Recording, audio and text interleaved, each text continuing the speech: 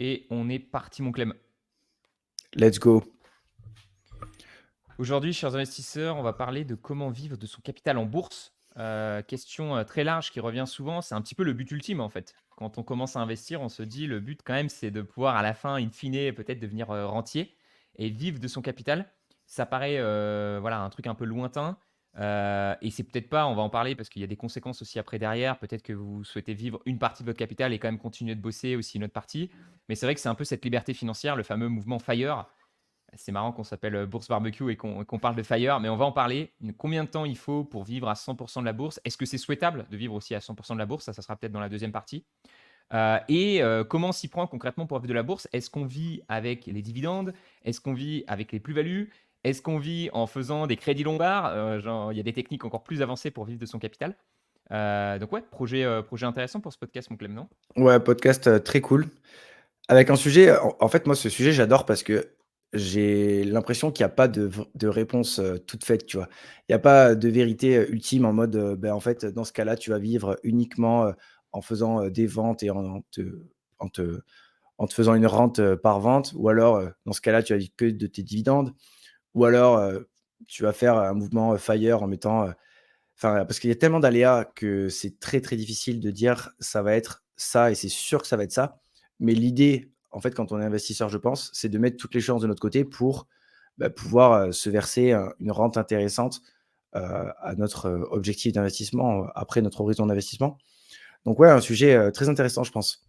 Ça va être, heu, ça va être très Ce cool. qui ce qui est intéressant, c'est que tu peux te projeter un peu, tu peux changer un peu les paramètres, mais c'est vrai qu'il va falloir toujours prendre de la sécurité, je pense, quand tu pars sur des calculs comme ça, parce que tu peux toujours avoir des mauvaises surprises. Le marché peut ne pas performer autant que tu attends, et voilà. Mais c'est intéressant d'avoir des petits calculs.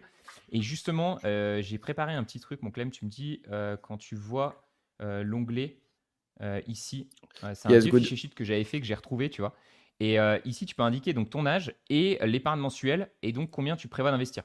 Alors, je pense que ça peut être intéressant de partir, tu vois, pour ouvrir la discussion sur le cas classique d'un Français moyen. Donc, j'avais pris, je pense, les stats sur l'INSEE. En moyenne, en médiane, un Français gagne 1940 euros par mois et il dépense 1649 euros par mois. Alors, comment j'ai pris cette dépense? C'est que je suis parti sur le taux d'épargne moyen des Français qui est de 15%. Donc, concrètement, ça veut dire donc c'est une médiane, hein, à nouveau, personne ne va forcément tomber exactement là-dedans. Mais en gros, on va dire qu'un Français moyen, voilà, il va gagner 2000 euros et il va en dépenser 1600. Donc ça veut dire qu'il y a environ 300 euros par mois qui peuvent être alloués à la bourse. Alors évidemment, il y a des gens qui vont l'allouer à l'immobilier, des gens qui vont le mettre sous leur matelas et voilà, il y a des gens qui vont acheter de l'or. Mais imaginons que ces 300 euros par mois, on décide de les allouer à la bourse. Donc c'est exactement ce que j'ai mis là. Imaginons qu'on parte, je ne sais pas quel âge on va mettre 30 ans. Moi j'ai 30 ans, donc on imagine que je démarre aujourd'hui de zéro et je mets 300 euros par mois avec ce fameux taux d'épargne de 15%. Donc là, au moins, c'est stable. Et maintenant, la question, c'est est-ce que je pourrais vivre concrètement de mes dividendes un jour? Donc ça nous fait 300 euros par mois, ça nous fait 3600 euros d'épargne annuelle. Ici, il y a deux cases qui sont très importantes. C'est le rendement dividende net de départ. Donc attention, parce que là, je suis parti sur le net, c'est-à-dire que, d'ailleurs, là, je me suis trompé dans le calcul, mais on sait qu'il va y avoir de la flat tax. Donc en gros, pour toucher 1% net, il faut toucher un petit peu plus que 1% pour prendre en compte la flat tax. Donc il doit falloir toucher 1,5 ou quelque chose comme ça. Mmh. Et ensuite, en termes d'augmentation annuelle, combien on part d'augmentation annuelle sur les dividendes? Donc, de manière générale, avec les dividendes, les actions de dividendes, tu sais, Clem, généralement, plus tu vas chercher un rendement élevé, plus généralement ta croissance ici va être faible. Donc, généralement, si tu pars sur un rendement, par exemple, de 4%, tu vas avoir que 4% de croissance, par exemple. Et nous, enfin, moi, je sais que personnellement, ce que je vise, c'est des entreprises qui ont certes des rendements assez faibles de départ, donc plutôt autour des 1%, mais par contre, qui vont avoir une forte croissance de leurs dividendes. Donc, tu vois, ici, j'ai mis 10%. L'idée ici, c'est si possible d'enlever l'inflation. Alors, c'est toujours compliqué d'enlever l'inflation parce que bah, tu sais jamais Ça vraiment à varie. combien elle va être. Elle va vachement varier. Historiquement, on était plutôt à 2%. On sait qu'aujourd'hui, on s'approche plutôt des 3 à 4%. Donc, voilà, il faut plutôt être prudent sur cette croissance. Mais tu vois, un truc que j'avais noté assez intéressant, c'était SimpliSafe qui en parlait. Ils estiment que quand tu réinvestis tes dividendes, donc si tu ne prévois pas de te les verser, ils avaient calculé que en gros, c'est comme si tu augmentais ta croissance annuelle de 3% par an. Ouais, un petit boost. Donc, à nouveau, si on prend des actions à dividendes qui augmentent en moyenne à 10% par an, donc à nouveau, c'est des actions quand même qui sont assez qualitatives. L'idée, c'est qu'elles augmentent leurs bénéfices, par exemple, entre 12 et 15%, et que du coup, il y ait 10% d'augmentation de dividendes. Comme ça, tu vois, la marge de manœuvre, elle Ouais. reste importante. Et du coup, si on enlève l'inflation à, allez, on va se dire 3%, ça nous fait un 7. Et si on rajoute les 3% de réinvestissement, ben, on retourne à 10, tu vois. Donc, je sais pas, ça te semble plutôt correct de partir sur ces Ouais, assumptions-là? ça semble cohérent. Après, c'est justement là que c'est très intéressant parce qu'il faut calculer ça sur la globalité du portefeuille et pas, justement, tu sais, prendre action par action. Parce que si on investit sur, on va dire une trentaine d'années, par exemple, ce que tu as mis, donc tu as mis 30 ans, on va dire que l'objectif de retraite anticipée, c'est à 60 ans, vu que maintenant c'est 64. Donc, 30 ans d'investissement. Il n'est pas dit que, les entreprises qu'on a aujourd'hui dans le portefeuille, qui sont à 1 de rendement net et à 10 de croissance, soient toujours à, 1 de rendement net, entre guillemets, pour les nouveaux investisseurs, dans, 15 ans, avec toujours une telle évolution. Donc en fait, c'est aussi, cette, hypothèse-là qu'il faut, je pense, mettre en avant. C'est que garder un portefeuille avec 10 de croissance annuelle au niveau du dividende, c'est, un travail qui nécessite d'aller chercher les meilleures entreprises parce que c'est pas certain que toutes les boîtes qu'on a aujourd'hui en portefeuille versent toujours, enfin, aient toujours une augmentation de 10 du dividende chaque année dans, 10, 15, 20, 30 ans. Donc voilà, c'est un petit truc, que je rajoute parce que ça va influer sur, bah, du coup, forcément sur la croissance globale des dividendes du portefeuille. Carrément. Je pense qu'il faut toujours surveiller. D'ailleurs, moi, je trouve, je sais pas ce que tu en penses toi, mais moi, j'aime bien, le côté, tu me dis si tu vois mon écran là, ouais? Ouais, c'est good. J'aime bien à investir aussi dans des actions à dividendes parce que je trouve que justement, tu as cette information-là qui revient chaque année. Donc évidemment, tu as les publications, tu peux regarder les publications trimestrielles, mais chaque année, tu sais que l'entreprise, elle va annoncer une augmentation de dividendes si tu as sélectionné les actions à dividendes. Et du coup, ici, on peut sélectionner par exemple actions à dividendes. Et je trouve ça assez intéressant de voir quelle est la dernière augmentation du dividende. Et je trouve que ça permet de voir si l'entreprise est plutôt dans une tendance plutôt positive ou plutôt négative, quoi. Tu vois ce que je veux dire?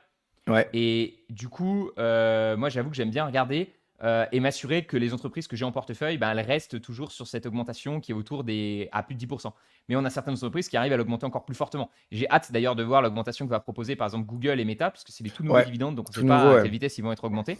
Mais pour le coup, quand tu sais qu'ils versent que 15% de leurs bénéfices en dividendes, ah, tu te dis, ils ont de la marge quand Ils même ont une pour, marge, pour ouais. l'augmenter, quoi. Tu vois? Et Donc, je sais pas si tu le regardes, mais moi je regarde aussi juste pour compléter ce que tu dis parce que c'est très intéressant. Moi je regarde aussi on avait déjà parlé, mais en gros, que l'augmentation du dividende soit cohérente par rapport à l'augmentation des bénéfices. Et en fait, c'est vrai ouais. que quand tu as une entreprise qui a un payout ratio qui est très maîtrisé comme Alphabet et Meta, qui ont des bénéfices qui font une croissance, par exemple de 15 par an, bah, tu sais que, grosso modo, ils sont largement en capacité d'avoir une croissance du dividende de 15. Ça les mettra pas du tout en danger, tu vois? Mais carrément. En fait, moi, même, tu vois, quand je calcule Ouais, les même des futures cash flows, ouais. augmentations d'un dividende, quand j'essaie de le programmer, je regarde deux choses. Généralement, je regarde combien l'entreprise a augmenté son dividende sur les 5 dernières années en moyenne. Et là, pour Google, on l'a pas. Et sinon, ce que je rajoute aussi, c'est l'augmentation du free cash flow. Et donc là, tu vois qu'en moyenne, les free cash flow de Google devraient augmenter à 18% par an. Donc ça veut dire que le dividende devrait pouvoir au moins être augmenté à 18% par an, voire plus, parce que 18% par an, ça voudrait dire que le payout ratio reste à 15%. À nouveau, Google pourrait décider d'allouer plutôt 30% de payout ratio. Donc, il pourrait l'augmenter encore plus rapidement que ça. Donc, on Ouais. va pas trop se projeter parce que ça dépend aussi des décisions de capital. Par exemple, on voit qu'Apple, la dernière augmentation, elle a été un peu décevante, seulement 4%, alors que techniquement, ils ont gagné un peu plus que ça, tu vois. Ils sont plutôt autour des 10%. Donc, pourquoi ils versent que 4%, ils augmentent que de 4% le dividende et ils le gardent à un payout ratio assez faible de 15%? Parce qu'ils préfèrent utiliser leur free cash flow pour faire des rachats d'actions. Donc voilà, ça c'est, on va dire que ça c'est un peu des décisions managériales et ce qui décide de privilégier Oui, de entre le ouf. rachat d'actions et le dividende. Mais Mais bon, voilà, mais en tout partons cas, sur. sur les boîtes, voilà, il faut, faire ce travail-là de surveiller, quels vont être, les futurs bénéfices, comment, va se porter, l'évolution des cash flows et beh, du coup, ça va fortement impacter, la croissance du dividende. Donc c'est le but Bien sûr. et de garder 10 de croissance sur, 30 ans, ça serait beau gosse. Ça serait beau gosse. Après, c'est sûr que ça ne veut pas forcément dire que tu vas pas de temps en temps changer certaines actions, mais je pense qu'en effet, si tu prends des entreprises avec vraiment une tendance de croissance long terme assez importante, qu'elles ont un payout ratio faible, 10%, ça me semble correct parce que c'est globalement la vitesse à laquelle elles vont augmenter leurs bénéfices. Donc le dividende devrait augmenter à 10%. Et si en plus tu as sectionné les entreprises, à nouveau, généralement ces entreprises-là qui ont 1% de rendement de départ, elles versent un pourcentage de leur dividende qui est pas très important. Donc sur 30 ans, probablement qu'elles vont maturer et probablement que le payout ratio va augmenter. Et donc, même si les bénéfices ne venaient plus à augmenter à 10%, peut-être que, tu vois, peut-être que tout d'un coup, elles augmentent leurs Ouais, bénéfices à 8%, elles augmentent le dividende quand même à 12%, et donc c'est juste le payout ratio qui augmente sans pour autant tomber encore dans un stade où il devient dangereux, tu vois, parce qu'à nouveau, on part sur des ouais. payout ratios qui sont très faibles. Donc, pour moi, ça me semble atteignable. Et à nouveau, il y avait un mec, j'aimais bien, il disait il faudrait que ton rendement de dividende et ta croissance de dividende, ça fasse environ 10% ou plus. Donc, si par exemple, tu achètes une action qui a 2% de rendement, il faudrait que tu vises 8% de croissance. Si tu achètes 3, il faudrait que tu vises 7. Je trouvais que c'était une idée un petit peu pour qu'au final, tu vois, tu aies quand même un bon compromis entre rendement de départ et croissance long terme.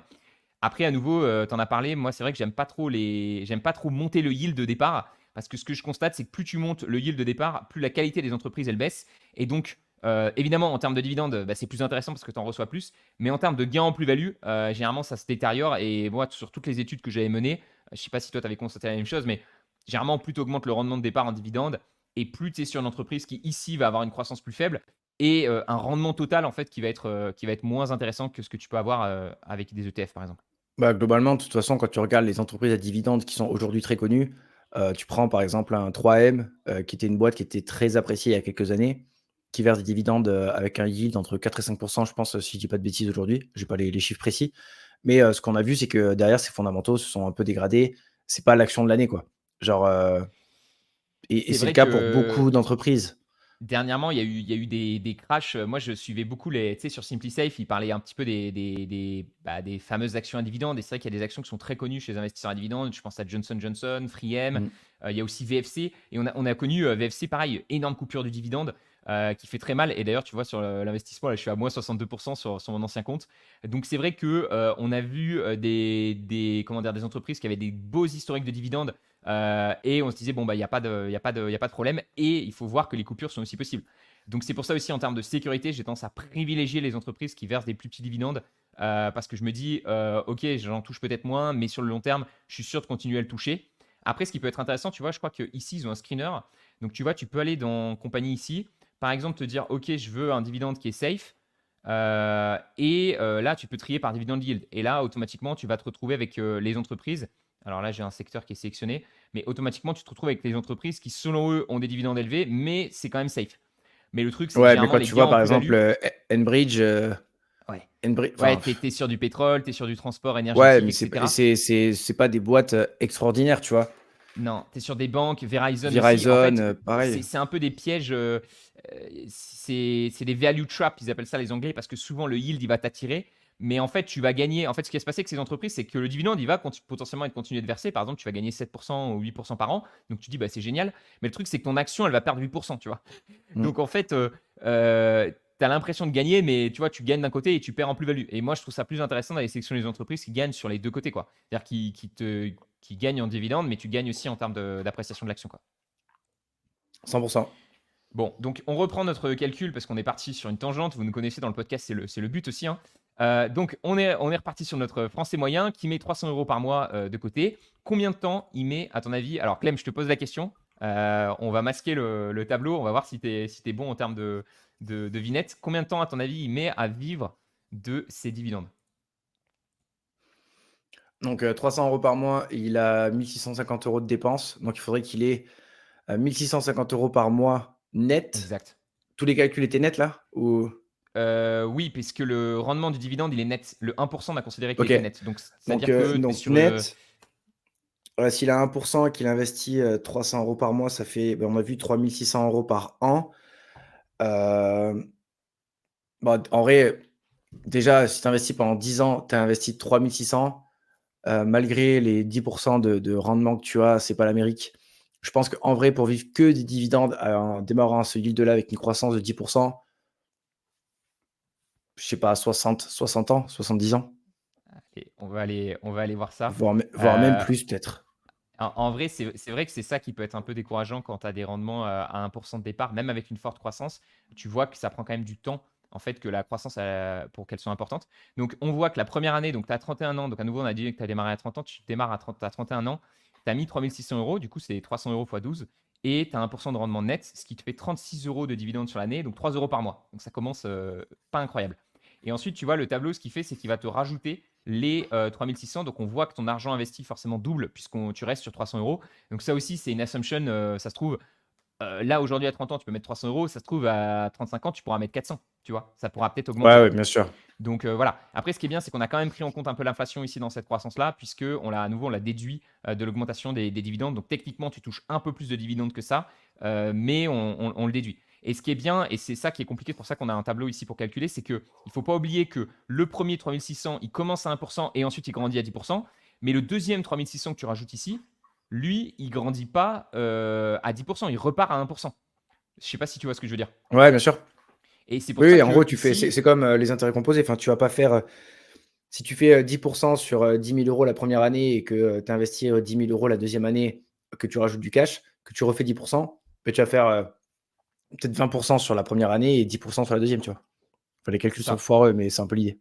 C'est ça. Et en fait, tu vois que là, chaque année, en fait, on relance un nouveau, et je trouve ça assez excitant de le voir comme ça, on relance un nouveau soldat qui va grandir. C'est-à-dire que là, l'argent qu'on a placé ici à 3600, tu vois, elle va nous rapporter 36, puis 40, puis 44, puis 48, et tu vois l'augmentation en fait, au fur et à mesure du temps. Ouais. Jusqu'à si bien que la dernière année, tu vois, on est à 9 900 € quand même. Bon, après, la dernière année, on est sur combien? 60 ans là.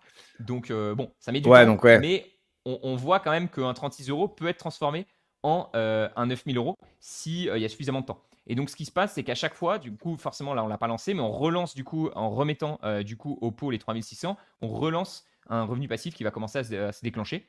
Et donc, du coup, pour répondre à notre question, on a dit combien de temps il nous faut pour atteindre le fameux donc 1650.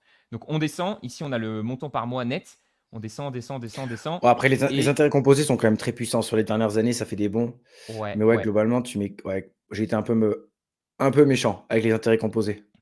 Donc, tu vois, 73 ans. Donc, il te faut 43 ans 43 en ans, ouais. investissant 300 € par mois pour vivre à 100% des dividendes. Donc, c'est vrai que c'est long, hein. 43 ans, en vrai, c'est quand même assez long. Oui, donc mon Clem, on se disait, ça prend 43 ans. Excusez-moi, j'ai eu petite livraison de plat. Donc en effet, c'est assez démotivant quand tu vois que ça prend beaucoup de temps comme ça. Et du coup, je pense que la majorité des gens, tu vois, ce qu'ils se disent immédiatement, c'est se dire, bon, bah, je vais monter le yield. Je vais aller chercher les actions, au lieu d'être à 1%, je vais aller chercher les actions qui versent 5%. Et là, tout d'un coup, tu vois qu'en effet, si tu as des actions qui versent 5%, bon, déjà, évidemment, ton augmentation, Ouais. imaginons, elle soit plus faible. Mais même là, tu vois, ça accélère parce que nouveau, 1650, tu vois, là, tu l'atteins, on va dire, ici, tu vois. Ouais, Donc, mais tu là, as tu quand vois, même l'exemple, il est diminué. très bon. Ouais, mais ton exemple, il est magnifique parce que en mettant du coup 5 de rendement net de départ et 5 de croissance, ce qu'on voit, c'est que oui, ça accélère sur les premières années, tu en touches plus directement parce que tu as un yield de départ plus intéressant. Mais par contre, vu que tu as moins de croissance, l'effet des intérêts composés, il est moins rapide et au final, tu te retrouves quand même à vivre de tes dividendes à 39 ans au lieu de 43. Et là où Ouais, il ça faut fait pas faire, pas, franchement, ça ouais, fait pas une ça fait que différence. 4 ans. Et là où il faut faire très attention, c'est que, comme on l'a dit juste avant, les entreprises qui versent un yield assez élevé, comme ce que tu as mis dans l'exemple, sont souvent des entreprises qui sont peut-être un peu moins qualitatives. Et n'oubliez jamais que la performance, c'est la plus-value plus les dividendes. Et certes, si vous avez un yield très élevé, mais que vous avez une plus-value dégueulasse par rapport à ce qu'a fait le marché, ou même une plus-value négative, et que vous vous concentrez que sur les dividendes, bah, certes, vous allez pouvoir vivre de vos dividendes 4 ans avant, mais de l'autre côté, vous aurez peut-être laissé de côté une énorme plus-value qui vous aurait permis, et je pense qu'on va en venir après sur comment vivre de son Ouais. capital, ça va être un peu la suite, mais qui vous aurait peut-être permis de vous créer une rente complémentaire à vos dividendes avec justement les plus-values générées pendant toutes ces années par les actions de qualité. Je suis complètement d'accord avec toi. Et tu vois, ce qui est super intéressant dans cet exemple, tu vois, j'aurais pensé qu'on atteindrait plus rapidement, mais on voit que ça diminue pas tant que ça, tu vois, la Ouais, différence. Donc c'est pour 4 ça que ans, ce hein. tableau est super intéressant parce que 5%, ça n'a rien à voir quand même, hein. Une action qui verse 5% de dividendes, de rendement de dividende de départ par rapport à 1%, c'est quand même pas du tout pareil. Et le truc auquel on n'a pas pris en compte aussi, c'est que si vous partez sur les actions qui versent 5% de rendement net de départ, donc à nouveau, 5% c'est net, hein, donc il faut prendre en compte l'imposition aussi. Donc on l'a dit, il faut toujours, pour à peu près l'avoir, vous pouvez, par exemple, 6%, si vous avez 6% de rendement brut, vous faites x 0,7 et vous êtes à seulement 4,2% de rendement net. Donc pour avoir C'est 5% encore net, il plus. faut aller taper des actions qui ont 7%. Et clairement, les actions qui ont 7%, vous n'allez pas en trouver beaucoup qui sont sécurisées. Là, on en a quelques-unes, tu vois, sur SimpliSafe, il arrive à m'en trouver quelques-unes qui sont sécurisées. Donc le problème va plutôt venir de la plus-value. Mais si j'enlève par exemple le truc de la sécurité et que je trie par les plus hauts rendements, on voit qu'à chaque J'ai fois, pas SimpliSafe là. ah oui, excuse-moi, je Ouais, le good. partage. Là, c'est bon. Voilà, c'est bon. Ouais. Et du coup, j'enlève tu vois, la sécurité. Et là, tout d'un coup, je me retrouve avec, tu vois, que des actions qui sont rouges parce que c'est des dividendes à 14%, 13%. Mais tu vois, c'est très rare qu'il y ait de la sécurité. Et je pense qu'un truc qui peut être intéressant, parce que tout à l'heure, on a rajouté, tu sais, la sécurité, mais on peut aussi s'amuser à rajouter, par exemple, les augmentations de dividendes. Donc, par exemple, on peut se dire, OK, je veux que des dividendes qui augmentent rapidement, tu vois, entre 8 et 12. Donc, tu vois, eux, ils considèrent qu'entre 8 et 12, c'est rapide, et plus de 12% par an, c'est très rapide. Et là, si on applique, ben, automatiquement, tu vois qu'on descend, hein. en termes de yield, puisque les plus hauts yields qu'on arrive à trouver avec une croissance, donc ça c'est la croissance, Mais la tu vois, dernière juste, croissance. ce qui serait marrant pour faire le parallèle avec ce que tu as fait tout à l'heure, ça serait de mettre des yields supérieurs à 5 avec une croissance supérieure à 5 ouais, genre si tu peux Allez, mettre on va ça. faire ça. Pour On voir va si pour mettre voir une s'il en existe, croissance vraiment, tu vois? à plus de 5%, 0. Donc au Voilà, moins, ça répond à la question. C'est-à-dire si vous cherchez aujourd'hui une action, donc là on est quand même sur tout le marché américain, qui verse plus de 5% et qui a augmenté son dividende de plus de 8% la dernière année, il n'y en a pas.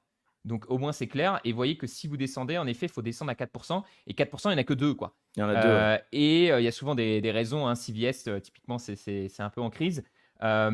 Et du coup, ce qui est intéressant, parce que là, j'ai mis que la dernière augmentation. Mais tu vois, je peux aussi aller sélectionner, je crois, l'augmentation sur 5 ans. Et tu vois, par exemple, CVS, OK, la dernière augmentation est à 9, mais sur 5 ans, on est seulement à 4. Donc ça aussi, c'est intéressant de prendre le recul. C'est-à-dire peut-être que l'entreprise, bah, cette année, elle augmente un peu plus fortement son dividende, mais est-ce qu'elle l'a fait sur les 5 dernières années? Parce qu'à nouveau, ce qui compte, c'est pas juste une année, c'est la moyenne, quoi.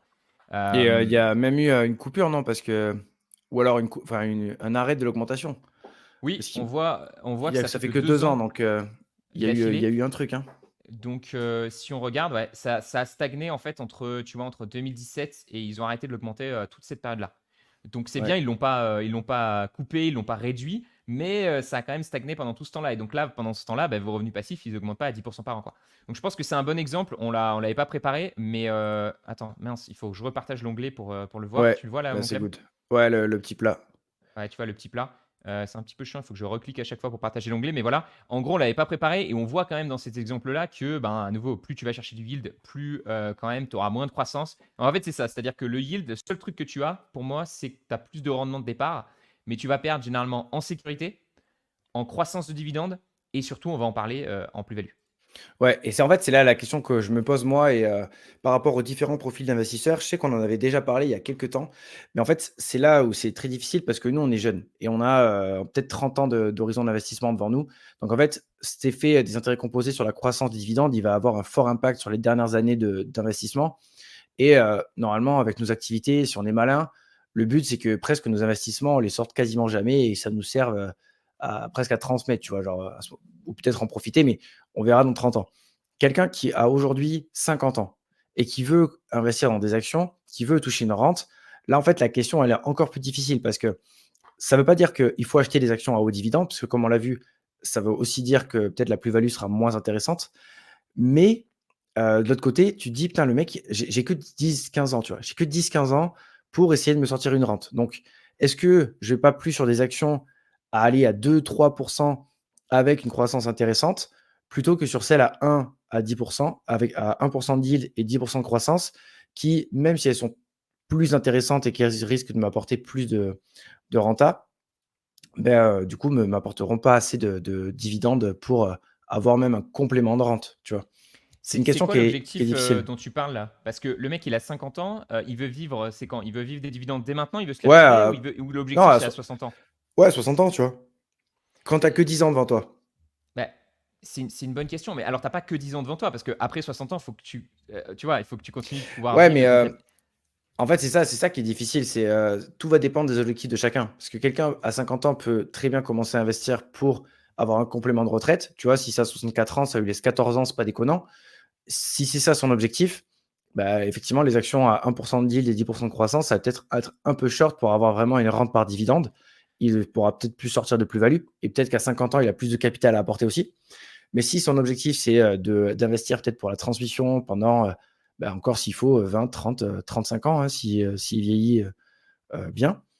Et là, effectivement, l'objectif est totalement différent et ça fait totalement sens d'aller sur ce genre d'action-là, tu vois?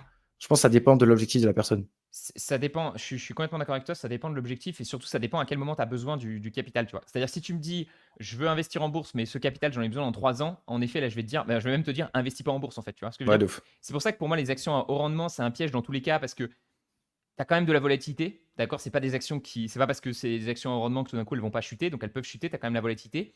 Et pour moi, sur un horizon de 10 ans, et quand tu places en bourse, bah, on le sait tous, c'est quand même sur un horizon de 10 ans, tu es quasiment sûr que tes actions de meilleure qualité, elles vont te rapporter plus si tu prends en compte les gains en plus-value.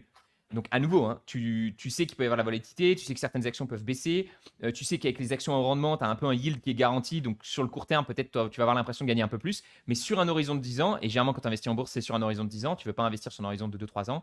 Pour moi, ça reste toujours le meilleur choix. Par contre, là où je te rejoins, c'est qu'il va falloir prendre une stratégie. Si le dividende il n'est pas suffisant pour vivre, donc si on reprend notre exemple, en effet, tu as, 1% et 10%. Je ne sais pas, notre mec, il a 60 ans.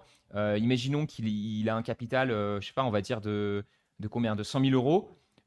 Tu vois qu'en effet, 100 000 euros, même si tu arrives à 60 ans avec 100 000 euros et que tu n'as pas justement ce temps pour que les intérêts composés fonctionnent pour toi, tu gagnes 83 euros par mois de dividendes. Donc en effet, la personne va dire bah, c'est pas suffisant. Et c'est là où je pense que ça peut être intéressant de réfléchir à une stratégie où tu vas à la fois avoir tes dividendes, mais tu vas aussi avoir une stratégie de sortie via des ventes d'actions. Tu vois. Ouais, mais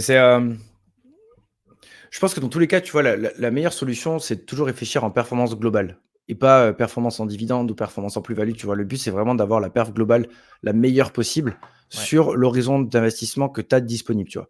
Et globalement, quand tu investis en bourse, tu l'as très bien dit, genre, tu le fais quand même pour un horizon au moins moyen terme, au moins.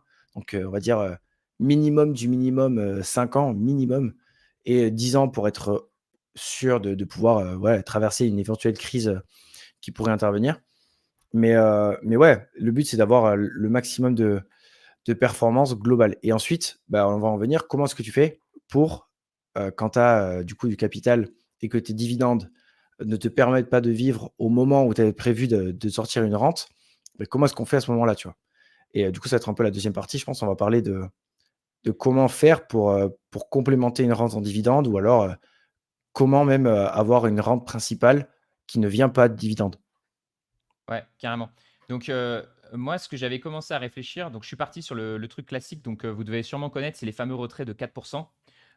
Donc, si on voit ici, on avait configuré, nous, des scénarios. Et généralement, donc, le conseil classique, ça va être de dire, alors, tu vois, déjà, il faut partir sur un rendement, une idée d'une performance à peu près moyenne de combien tu vas faire. Donc, tu vois, nous, on était parti sur le S&P 500 à 8,80. On était parti sur des actions qui sous-performent le S&P 500 de 2% et des actions qui surperforment de 2%. Comme ça, on va pouvoir voir, tu vois, les différences que ça peut faire. Mais partons sur les actions du S&P 500. On va partir plus simple ici. Donc, je vais uniquement afficher le S&P 500. Donc là, on a mis, quand on met sur 30 ans, on a mis l'historique sur 30 ans. Donc, ça prend bien en compte les baisses. Si tu te dis, OK, par exemple, j'ai 100 000 euros, voilà combien tu peux retirer. L'idée, c'est de retirer donc en valeur du compte. Tu vois, ici, on peut choisir combien on va retirer. Donc, généralement, le conseil, c'est de retirer 4%. Alors, non, ça a mis 2. Donc, 4%. On prend les impôts, évidemment, qui vont être à 30%. Et Ouais, on voit ce que ça donne. Et là, on voit tout de suite qu'il y a un problème. C'est-à-dire que, imaginons, donc notre personne, elle a par exemple directement 60 ans. Elle veut retirer dès la première année. Ben, on voit qu'elle va pouvoir retirer de plus en plus pendant une période et puis de coup de moins en moins. Pourquoi de moins en moins? Parce que le pourcentage de retrait qu'on a calculé ici, il est basé sur la valeur totale du compte. Et on sait que la valeur totale du compte, ben, elle va varier. Il va y avoir des crises où le compte va baisser et il va y avoir au contraire des périodes de hausse où là, tu vas pouvoir retirer de plus en plus. Donc c'est peut-être un petit peu l'inconvénient. Ce 4%, il est souvent, on en parle beaucoup. Et là, vous pouvez vous amuser avec. Hein, vous pouvez mettre 3% pour voir ce que ça peut donner. Mais le challenge qu'il va y avoir, c'est que, oula, là j'ai mis 7. Le challenge qu'il va y avoir avec ce 4%, je sais pas ce que tu en penses, mon club, c'est que bah, en fait, ça crée énormément de variations. Et là, je suis pas sûr que la personne, elle va pouvoir se dire, ok, là, je me fais plaisir, et puis tout d'un coup, là, je mange des pâtes, quoi. C'est-à-dire, ouais. à la retraite, je pense que ton niveau de dépense, il reste stable, quoi. C'est, bah, ouais et du coup, tu le calcules sur la est-ce que ce serait pas plus intelligent, par exemple, de le calculer, non pas sur la valeur du compte total qui prend, les plus-values en compte, mais de le calculer pour avoir une marge de sécurité plus importante sur peut-être la valeur les apports que tu as fait? Genre le Exactement. capitali Et ben, t'es fort. Je sais pas si tu avais déjà vu ce truc-là, mais c'est exactement ce qu'on a fait. C'est-à-dire que moi, la réflexion que je me suis eue, et je l'ai jamais trop vue ailleurs, c'est de se dire, tiens, mais et si au lieu de retirer par rapport à la valeur du compte, on retirait par rapport au montant total investi? Et là, ce qui est intéressant, tu vois, c'est qu'on a même créé un système d'optimisation automatique. Mais si on n'optimise pas, on prend un taux de retrait, par exemple, de 4%. Et donc, ce qui est bien, c'est que le montant total investi, contrairement à la valeur du compte, il est stable. Donc, tu vas pouvoir retirer le même montant chaque année. Tu vois ce que je veux dire? Et si on ouais, part sur 0% de croissance, bah, on voit que je pourrais retirer exactement le même montant chaque année. Le problème de ça, évidemment, c'est que on sait qu'il y a l'inflation. Donc l'idée, ça serait de faire grandir ce retrait au moins à la vitesse de l'inflation. Donc on va dire par exemple 3%. Et là, ce qui est intéressant, c'est que tu as vraiment le truc idéal, c'est-à-dire que tu retires progressivement de plus en plus d'argent de ton compte. Et donc, tu as une certaine linéarité, tu vois, dans ce que tu vas pouvoir retirer. Et ce qui est très intéressant, c'est qu'ici, on voit que ça calcule combien il reste à la fin sur le compte.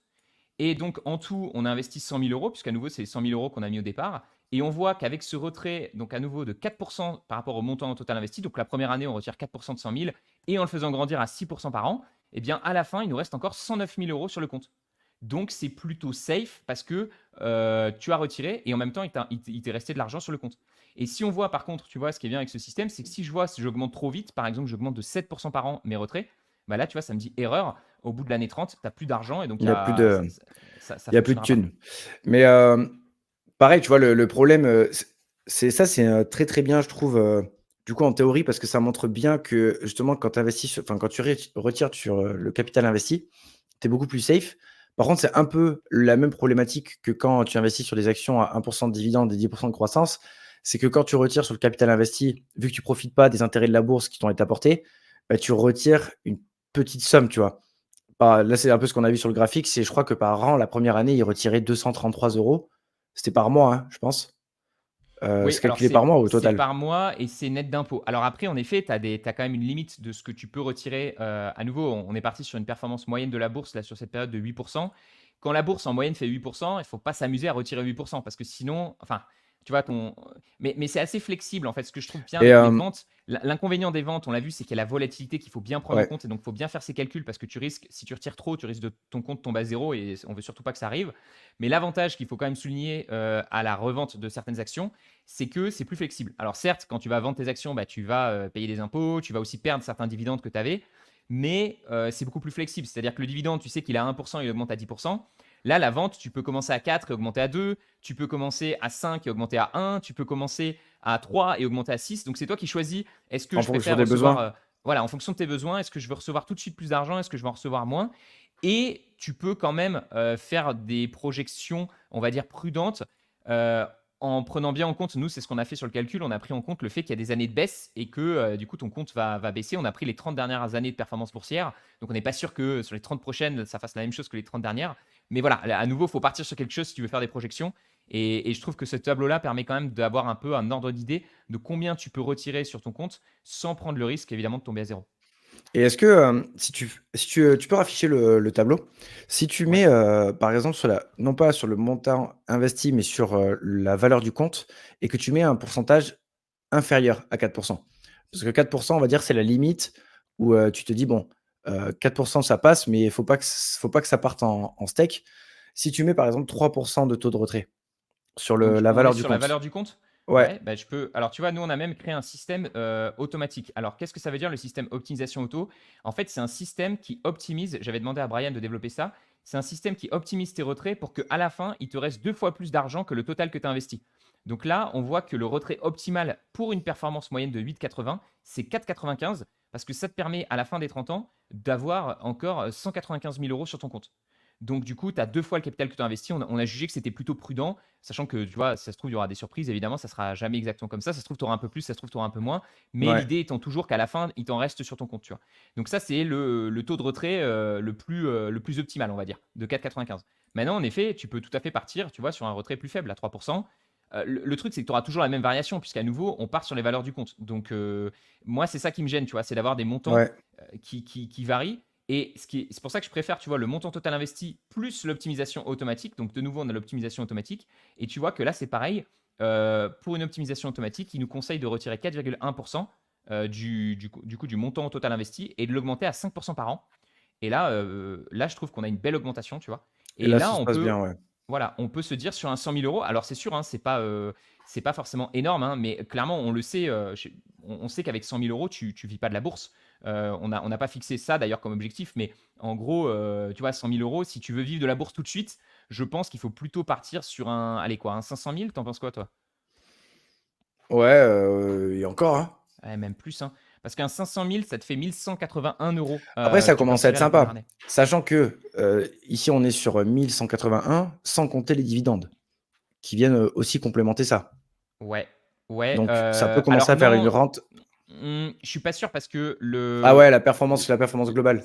On est parti sur la performance totale. Donc ça, c'est une Ok, petite amélioration qu'on voulait faire au tableau, de pouvoir séparer en fait parmi ces gains-là, tu vois, ces 1181 euros, qu'est-ce qui provient réellement des dividendes et qu'est-ce qui provient de la plus-value. Donc ça serait intéressant de pouvoir le ouais, séparer. Mais c'est vrai que 500 000 euros, tu commences à devenir intéressant. Donc les gens, ça peut faire peur, tu vas te dire, ah, il faut 500 000 euros. Mais à nouveau, là, on parle de quelqu'un qui est à la retraite, qui veut tout de suite retirer de l'argent. Ce qui est intéressant, c'est de rajouter, de faire les calculs. Vous, par exemple, tu te dis, OK, j'ai zéro au départ, mais je rajoute 500 euros par mois pendant 10 ans. Et ce que vous pouvez faire, c'est pas retirer la première année, mais retirer qu'au bout de 10 ans. Et si vous retirez au bout de 10 ans, vous allez voir que directement, les montants vont être plus importants. mais en fait, Euh, ça reflète très bien quelque chose qui est très, très important et je pense que toutes les personnes qui sont jeunes et qui nous écoutent, c'est que, en fait, tous les calculs qu'on fait là, on les fait parce qu'il y a certaines personnes qui n'ont pas eu assez de temps pour laisser la bourse faire son travail et du coup, avoir un capital, très important, des dividendes très importants. Mais quand tu démarres à 20-25 ans, comme beaucoup de personnes aujourd'hui avec les réseaux, hein, c'est con, mais même si tu investis une petite somme que tu vas augmenter petit à petit parce que peut-être ton salaire va augmenter, mais le fait de démarrer à 20 ans, tu as quasiment 30-35 ans, 40 ans devant toi pour justement que les dividendes viennent prendre une place prépondérante de la rente que tu peux faire. Et en fait, c'est con, mais c'est aussi ça, toute la beauté des dividendes, c'est que c'est quand même un revenu qui va être décorrélé de la volatilité, ou en tout cas beaucoup plus que les cours de bourse. Et si ça ne te suffit pas, tu viens complémenter un peu avec une rente par vente. Mais globalement, les dividendes, c'est plus safe et c'est le goal de tout investisseur, tu vois. Genre, si tu arrives mais- vraiment à vivre de tes dividendes et que tu as des actions de qualité avec une bonne croissance, tu es à l'abri. c'est ça, en fait, moi je le vois comme un double objectif, tu vois. Je me dis, le premier objectif, c'est est-ce que tu peux avoir un capital, atteindre un capital en bourse. Donc, imaginons que tu veux gagner 2000 euros par mois de revenus passifs. Bah, du coup, il faut le multiplier par 300, je crois, pour que ça fasse un 4%. Tu sais qu'avec 4%, tu puisses tu retirer. Donc, en gros, si tu as 2000 euros, on multiplie ça par 300. Il te faut 600 atteindre 000. 600 000 euros. Voilà. Donc, premier objectif, atteindre les 600 000 euros. Quelqu'un qui veut se gagner 2000 euros de revenus passifs. Premier objectif, atteindre les 600 000 euros en bourse. Là, à ce moment-là, il sait qu'il peut retirer 2000 euros par mois de revenus passifs. Deuxième objectif, qu'il n'ait même pas besoin de vendre ses actions et que ce soit les dividendes qui payent ces 2000 euros. Mais Ça, pour c'est que le les next dividendes step, mais payent, c'est très fort. on l'a vu, c'est un peu plus chaud parce que le dividende, tu vas pas commencer à 4%, tu vas commencer à 1%, et ce 1%, il va augmenter progressivement. Et donc, pour que ça corresponde que ça finisse par faire 4%, bah, il va falloir plus de temps. Donc voilà un petit peu sur notre type d'action que nous, on vise. Quelqu'un qui voudrait une rente tout de suite importante, évidemment, il va se tourner vers la vente. Quelqu'un qui est plus jeune et qui se dit, bah, en fait, j'ai du temps devant moi, il va plutôt se dire, ah, vas-y, je vais plutôt retirer les dividendes et essayer de vivre, de gagner ma vie avec les dividendes. Et si au moment où il approche de sa retraite, il voit que c'est pas encore suffisant, il peut tout à fait complémenter ça avec de la vente, quoi. Mais ouais, c'est un gros avantage qu'ont les jeunes par rapport aux personnes. Parce que tu vois, là, je vais partir un peu, pareil, une petite tangente, mais mes parents ont 55 ans, tu vois, quasiment. Ouais, la moyenne enfin, les deux sont à peu près vers là. Et ils ont pas eu la chance d'avoir accès à toute l'information qu'on a nous aujourd'hui sur les réseaux et tout ça. Et en fait, ça me fait chier parce que ils ont tous les 2 investi en banque classique, sur des assurances vie de merde, avec des performances toutes pourries, mais ils avaient pris la décision d'investir. Donc c'était la bonne décision, tu vois? C'est juste qu'ils ont pas eu, tout ce qu'on peut développer nous sur les réseaux.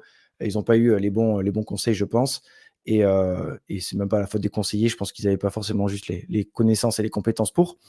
Mais ils se retrouvent bloqués, en fait. Ils se retrouvent avec pas mal de capital et ils se retrouvent, à, 5, 6, 7 ans de la retraite avec un profil de risque qui, parce que ça, on en a pas trop parlé, mais une personne de 50 ans, peut-être qu'elle va pas investir, 200-300 000 balles, qu'elle a eu du mal à mettre de côté en cash, tout au long de sa carrière direct en bourse, tu vois? Parce que, tu te dis: «Bon là, j'ai pas un horizon d'investissement très long, je compte sur ça pour la retraite et je peux pas me permettre d'avoir une volatilité très forte dessus. En tout cas, j'aurais pas les reins assez solides». Et en fait, toutes ces personnes-là, elles sont un peu, dans le Ah, t'es je sais bloqué, pas, quoi. Ouais, ouais, elles t'es sont un peu bloqué, t'es bloquées, ouais. obligé de En tout rester cas, elles sur sont des bloquées, trucs ouais, elles sont bloquées pour profil la bourse. prudent, Il y a d'autres, où tu as pour des la obligations. Enfin, tu vois, en fait, ton ouais, pour les rendement, actions, c'est marrant. quoi. Clémence, pareil, il a eu un rendez-vous là avec, tu sais, pour lui ouvrir un PER, vu qu'elle a démarre sa. Tu sais, c'est marrant parce qu'on lui parle déjà de la retraite alors qu'elle vient juste de démarrer Enfin, en faut tant pas que qu'elle ouvre médecin. ça. Et on lui a dit, voilà, on va t'ouvrir un PER, t'inquiète pas, on a un profil prudent, voilà, qui va rapporter encore moins que les obligations. Donc en fait, tu combats même pas l'inflation. C'est juste, tu t'évites de éroder ton pouvoir d'achat, mais tu gagnes absolument rien. Et je suis d'accord avec toi, c'est très compliqué. J'aimerais pas être dans cette situation où j'ai 50 ans, j'ai jamais connu la volatilité de la bourse, donc en fait, j'ai peur de mettre le capital que j'ai mis. Moi, je pense que le conseil que je donnerais à cette personne-là, tu vois, c'est de commencer sur une petite partie en fait du patrimoine. Commencer à mettre une petite partie du patrimoine en bourse parce que même quand tu as 50 ans, il faut quand même te dire que tu vas vivre encore 20-30 ans, tu vois, et que tu as besoin de cet argent-là, mais il y a aussi une partie que tu peux essayer de faire fructifier sur un horizon long terme. Il y a quand même un. Ouais, Donc, l'argent que tu auras besoin sur les 10 prochaines années, bah, tu ne le mets pas en bourse, évidemment. L'argent où tu te dis, bon, c'est encore dans un peu plus longtemps, bah, peut-être commencer à placer des billes en y allant progressivement, évidemment, parce que, comme tu l'as dit, le profil de risque, pour quelqu'un qui a jamais investi, il faut surtout pas, et c'est pour ça que moi, je donne toujours ce conseil, et je pense que toi aussi, commencer avec des petites sommes, quoi. Parce que le jour où tu touches un héritage et que tu as 100 000 balles, c'est facile d'investir 100 000 quand tu as déjà investi ton côté et que tu connais ce que c'est. Mais quand tu as 100 000 et que tout d'un coup, il faut investir en bourse et que tu n'as jamais fait ça, bah, tu tu le n'as pas fais envie jamais. de. Tu le fais jamais. Bah, tu y vas pas. En fait, tu prends pas la décision de le faire. Ça fait trop peur. Enfin, si t'as pas les connaissances, si t'as pas et même si tu as toutes les connaissances, même si tu sais qu'il faut le faire, même si tu sais que c'est la bonne décision et cetera, si t'as pas la pratique, si t'as pas, appris à gérer la volatilité, par toi-même, sur des sommes assez importantes. Moi, tu vois, aujourd'hui, mon portefeuille, bon, il est moins important que le tien, mais je suis à 80, je crois en bourse, je suis à 85, tu vois? 85 000 euros à peu près et j'ai une action là, il y a eu, je sais pas si tu as vu passer, mais il y a Trump qui a dit, «Ouais, Taïwan a volé, tout notre business, au niveau des puces, par, TSM», tu vois? Par, TSMC et du coup, l'action, elle a pris -10 tu vois? Et j'avais quand même, 4 000 balles dessus, un truc comme ça. Bah, en fait, tu prends -400 dans la tronche. Genre, factuellement, sur la journée, Ouais. au début de la journée, j'avais, 400 € de plus qu'à la fin. Mais Faut pas, ça, en faut fait surtout pas le voir comme ça, mais je vois ce oui, que tu veux dire. C'est mais le c'est truc où c'est voilà, mais quand tu as le, pas le, les le- connaissances, quand tu as pas l'expérience, c'est ce que tu vois, ouais, tu vois? ouais. C'est factuel. C'est tu avais 400 au début de la journée, tu as 400 en moins à la fin de la journée et c'est justement avec l'expérience, avec le fait d'investir, avec, le fait d'investir des petites sommes progressivement qui font que ton portefeuille va devenir de plus en plus gros, que tu te protèges de tout ça. Mais c'est pour en revenir aux personnes qui, n'ont pas démarré et qui ont déjà, l'âge de nos parents, c'est vrai que c'est, je pense, très compliqué parce que tu as beau savoir qu'il faut le faire, si tu as pas l'expérience et tu peux prendre des mauvaises décisions. Puis je pense que plus tu avances en âge, plus tu as peur un peu de risquer l'argent que tu as économisé toute ta vie parce que à la sueur de ton front, hein et je pense que tu es encore plus à même à prendre des décisions un peu pourries, sous le coup de l'émotionnel, quand il y a des volatilités, importantes, quand il y a une crise, quand il y a une boîte qui se passe pas bien. Donc C'est sûr. Et puis, donc t'as pas cette chance d'avoir des dividendes. Tu vois, moi, je me dis, j'aurais peut-être pas ce problème-là parce qu'en fait, d'ici que je sois plus âgé et que peut-être à ce moment-là, je serai plus, tu vois, j'aurais un peu plus. Bah, en fait, j'aurais un tel capital. Tu vois, mon patrimoine, il s'approche des 1 million d'euros là. Donc, en fait, je me dis, moi, quand je fais les calculs de projection, je les fais même plus parce qu'en fait, je me dis, les sommes, elles me paraissent complètement délirantes, tu vois. Et donc, en fait, j'ai l'impression qu'au contraire, quand tu as plus de capital, en effet, tu t'inquiètes pas parce qu'en fait, je me dis, bah, je vivrai des dividendes et je m'inquiéterai pas, tu vois, de me dire, ok, ça peut baisser. En fait, c'est fou, mais quand tu as plus d'argent, tu peux prendre plus de risques, je trouve. Parce que, alors, ça, il y a un grand débat, tu vois, parce que souvent, tu vois des mecs qui ont 20 euros sur leur compte et justement, ils se disent YOLO, je vais tenter tout pour essayer de faire x3. Et tu as le contraire, le conseil contraire qui dit ouais, tu as accumulé un super patrimoine, maintenant essaie de le préserver, tu vois. Franchement, moi j'ai l'impression que je resterai toujours dans ma stratégie qui peut être considérée agressive, mais pour moi qui est quand même entre les deux, tu vois, parce que je prends pas des paris hyper risqués, je prends quand même des boîtes qui sont safe et tout. C'est juste que j'accepte de l'avoir de la volatilité. Et je pense pas qu'il y a un moment dans ma vie où je me dirais, ok, je veux plus du tout cette volatilité sur les actions, parce que je sais que le prix pour baisser cette volatilité, ça serait de baisser les gains que je vais pouvoir faire sur bah, le long terme, quoi. tu appris à vivre avec et puis factuellement, quand on regarde et quand on prend un peu du recul sur tout ce qui se fait au niveau des placements qu'on peut faire nous, du coup en tant que particulier, il y a pas de débat, tu vois? Les actions sont l'actif qui rapporte le plus. Donc c'est le tu as montré dans ta dernière vidéo là le graphique de Jérémy Siegel, tu vois quand même que l'or, c'est OK, il y a un mec qui a commenté d'ailleurs qu'il avait acheté l'or, il y a 1 an et qu'il avait fait plus 20. OK, oui, sur le court terme, c'est possible. Mais sur 200 ans, l'or, ça performe quasiment pas. Les obligations, ça fait à peine, comme l'inflation. La monnaie, ça se dévalue et qu'est-ce qui reste? Les actions, tu vois? Et à la limite, peut-être l'immobilier, ce genre de choses-là, Et mais un peu on en d'immobilier, un revient peu avec peut-être un peu la le crypto temps. pour ceux Oui, qui bien sont sûr. vraiment ouais, anti monnaie fiduciaire. Il y avait un commentaire très intéressant d'ailleurs dans cette vidéo, un mec qui a dit, moi j'ai tout mis en francs suisses. Et c'est vrai que j'ai regardé l'évolution du franc suisse, tu sais, par rapport à l'euro, et c'est vraiment une monnaie qui se dévalue beaucoup moins que les autres. Mais tu vois, je lui ai dit en commentaire, le problème avec le franc suisse, c'est que si tu stockes du franc suisse sur un Interactive Broker, tu es rémunéré à 0, quoi. 0,5, je crois. Donc, je me suis dit, ce serait intéressant de comparer combien tu gagnes en ayant des francs suisses à 0,5 versus des dollars à 5%. Ton dollar, il se dévalue plus, mais tu reçois plus chaque mois, Ouais. versus, tu vois, ton franc suisse qui se dévalue peut-être moins, mais sur lequel tu touches moins Ouais, c'est d'intérêt. rigolo, c'est une bonne question Donc ça. ça, c'est intéressant comme stratégie. Et ça, évidemment, il y a toujours une partie de cash. Aussi, moi, ce qui me permet d'accepter complètement la volatilité, c'est que j'ai des larges poches de cash. Et ça, je pense que c'est super important. C'est-à-dire que tu dois toujours te dire, moi, je sais que si demain tout s'arrête, tu vois, je peux vivre pendant, je crois que je peux vivre pendant plus d'un an sur mes réserves, quoi. Et donc, en un an, j'ai largement le temps de rebondir De et tout. Donc, je me rebondir. dis, même si, tu vois, il y a une crise ou quoi que ce soit, en fait, je suis pas inquiété parce que ça n'aura pas d'impact sur. En fait, c'est ça. Je crois que quand on dit il faut mettre de l'argent en bourse que tu n'es pas prêt à perdre, c'est qu'il faut que si tout d'un coup le marché est divisé par 50%, toi, ça ne change rien à ton quotidien. Et c'est pour ça que dans une logique de retraite, c'est ce qu'on disait, c'est que si tu as besoin de 2 000 € par mois pour vivre, il faut que tu aies déjà prévu ces 2 000 € par mois et que eux, ils soient 100% safe, tu vois. Et que c'est uniquement sur l'argent qui arrive après que tu prévois de te verser plus, quoi. Mais, tu vois, pour rebondir par rapport à ce que tu disais, c'est que plus tu as d'argent, moins tu prends de risques. C'est un peu le dicton, qu'on peut entendre, un peu partout, en fait, ouais, c'est un autre level, en fait. C'est les mecs qui ont, plusieurs millions, voire même, les milliardaires, tu vois? Mais et merde, j'ai perdu ce que je voulais dire. Attends, tu disais quoi juste avant là? Tu disais, Tu parlais ah oui, je te parle. que oui, que genre là, tu te sens en sécurité parce que tu as des grosses poches de cash et Ouais. je pense qu'en fait, on se rend pas compte, mais la sécurité, elle est pas si loin.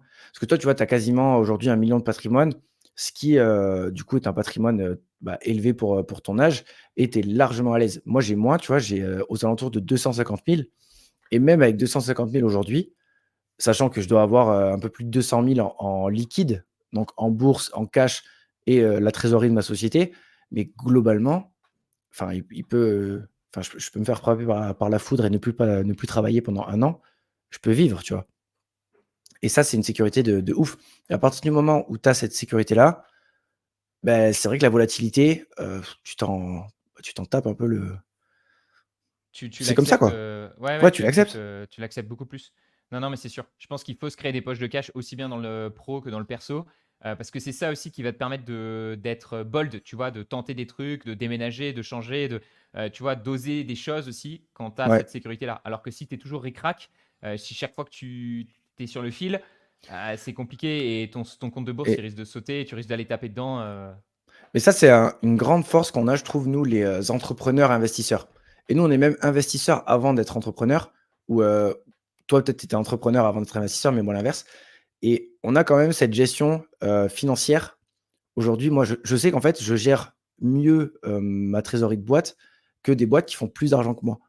Je fais moins d'argent qu'eux, mais j'ai l'impression de me mettre en sécurité plus vite. Parce que, je sais, beh, en fait, je calcule toutes mes dépenses, je sais quelles sont mes marges, je sais comment d'autres boîtes aussi, tu vois?